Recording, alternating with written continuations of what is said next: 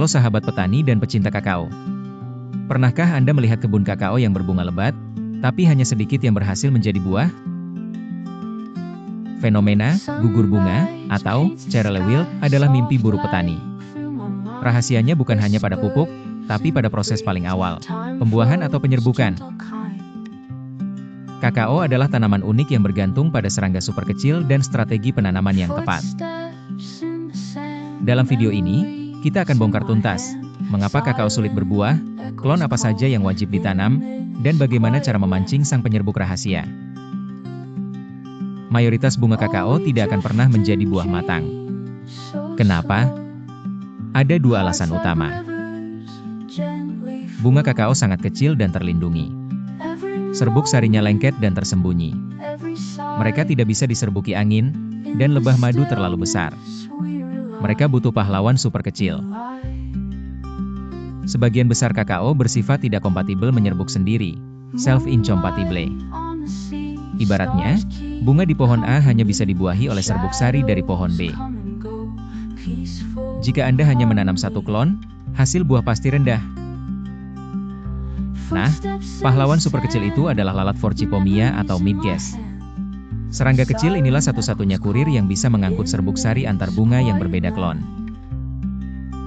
Untuk menjamin pembuahan berhasil, kita harus menggunakan bahan tanam unggul yang memiliki sifat kompatibilitas yang teruji. A. Klon, self-compatible, SC. Klon ini adalah pelapis pertahanan. Mereka bisa berbuah dengan serbuk sari sendiri, walau hasilnya lebih sedikit. Cocok sebagai penyangga hasil panen. Contohnya klon seperti Dr. 2, Dr. 38, dan varietas unggul baru seperti ISC1. B. Klon, cross-compatible, CC, dan pentingnya pasangan. Inilah inti dari panen melimpah. Klon yang bersifat cross-compatible wajib dipasangkan. Tahan penyakit VSD, pasangkan Sulawesi 1 dengan Sulawesi 2. Kombinasi ini terbukti andal di lahan endemis. Kualitas dan produksi, pasangkan IKRI 03 dengan IKRI 04 atau SK6. Pasangan emas hasil penelitian. Data menunjukkan persilangan Sulawesi 2 sebagai betina times TSH 858 atau RCC 70 sebagai jantan, menghasilkan persentase buah jadi tertinggi. Prinsipnya sederhana, jangan pernah menanam kakao monoklon. Tanamlah dalam sistem multiklon, minimal 2, idealnya 3 hingga 4 klon unggul yang saling kompatibel. Bagaimana cara mengaplikasikannya di lapangan? 1. Pola tanam multiklon wajib tanam klon-klon yang kompatibel dalam pola bergantian. 3 baris klon A, 1 baris klon B, 3-1, atau lebih baik lagi 1-1, untuk memastikan lalat penyerbuk selalu bertemu serbuk sari yang berbeda.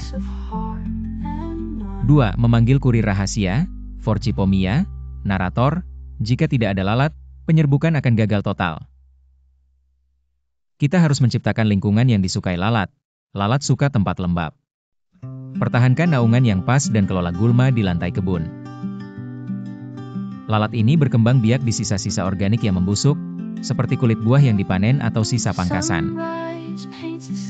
Pertahankan sisa organik ini di lantai kebun, bukan di bunga, untuk inkubasi lalat. Serangga ini sangat rentan. Hindari penyemprotan insektisida kimia yang luas. Gunakan metode pengendalian hama terpadu, PHT, yang menargetkan hama spesifik. 3. Penyerbukan manual, hand pollination, narator. Untuk klon super mahal atau untuk program pemuliaan, Anda bisa melakukan penyerbukan manual, hand pollinasi. Gunakan tusuk gigi atau kuas kecil. Ambil serbuk sari dari benang sari, anter, klon jantan. Pindahkan dan gosokkan ke putik, stigma, klon betina. Lakukan di pagi hari, pukul 7, pukul 10, saat bunga baru mekar. Ingat, kunci panen kakao melimpah adalah pada kompatibilitas genetik dan pengelolaan lingkungan untuk penyerbuk alami. Gunakan klon unggul, Linda atau Trinitario, yang memiliki sifat cross-compatible teruji. Misalnya, S1 dan S2, IKRI 03 dan IKRI 04. Terapkan pola tanam bergantian, 3-1 atau 1-1, untuk memaksimalkan penyerbukan silang. Pertahankan kelembaban dan bahan organik di lantai kebun untuk menjaga populasi lalat Forcipomia tetap tinggi. Pembuahan adalah seni dan sains. Terapkan ilmu kompatibilitas klon ini, dan saksikan sendiri perbedaan hasilnya. Jangan lupa like jika video ini bermanfaat dan subscribe untuk tips pertanian lainnya. Tulis di kolom komentar, klon kakao apa yang paling sukses di kebun Anda? Sampai jumpa di video selanjutnya.